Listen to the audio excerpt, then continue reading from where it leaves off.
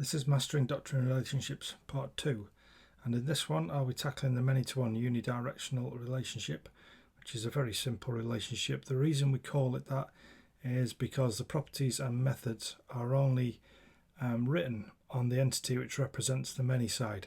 So without further ado, let's get into that. So I'm just going to start with a couple of classes. We're going to have a user and an address, and we're going to work off many users can share one address. And so before we even start thinking about these as entities or thinking about the underlying database structure, I'm just going to create these two classes and sketch them out, properties, methods, etc. And so we're thinking purely object-oriented programming, i.e. what code would we like to write and how would we like to use it. So I'm just going to add an address property on the user side, but I'm not going to add a inverse, i.e. I'm not going to put a user's property on the address class because this is unidirectional. And then I'm just going to add my getters and setters, and I'll do those for both these properties. Set address will take an address, and I'm just going to remove set ID because that will be set when it's inserted into the database. Now I'm going to look at the address property, and like I said, we're going to say many users can share one address. So reading left to right, many to one address. Join column. So previously we actually declared this explicitly where we said manufacturer ID references ID on the manufacturer's table. So we could do something like that here and say address ID references ID on the address table, but actually if you look at the screen, Doctrine will use these defaults. It will take the property name, append underscore ID, and that will reference ID on the address class. So I'm just going to leave that out, and it will do that automatically anyway. I'll add my primary key annotations to ID, which I'll just paste in there just to save a bit of time. And then I need to tell Doctrine that I want this to be treated as an entity. I'll set the table name to user. That looks good. Switch over to address. And I need to do the same here. Tell Doctrine that I want address to be treated as an entity. We'll give it a table name of address. Paste in our primary key stuff, and number, as in house number, will be integer, and the street name will be a string. Then I just need to add the getters and setters, and you'll notice here there is nothing which tells us about the relationship between address and user. I'll remove set ID because that'll happen automatically, and that takes care of that. All we need to do now is just move over to the console and run the command which you see on your screen, Doctrine migrations diff.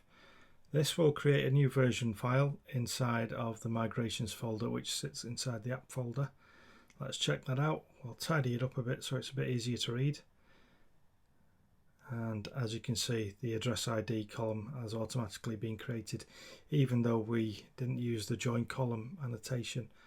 And another thing here, you'll notice that it defaulted to null, whereas previously in the manufacturer we specified null equals false. So a product should always have a manufacturer.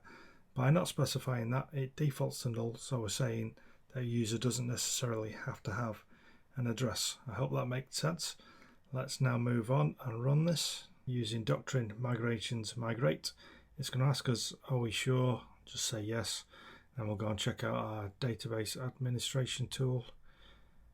Refresh, and if we look at address, we've got ID, number and street. And let's check out user, where we have ID and address ID, and it's telling us that that is a key. Check our foreign keys, and there you have it. Owner, user, reference table, address. In the Doctrine Relations controller, I'll now add a new method so I can experiment with some of this stuff, and I'll just give this method the same name as the relationship, many-to-one unidirectional. We'll need an entity manager, and we'll need some routing, so we'll give the route the same name, except in lowercase. And so address equals new address. It has a couple of properties, has a number and a street. Set number, set street, and then we'll persist that. And the way we do that is we say entity manager persist address.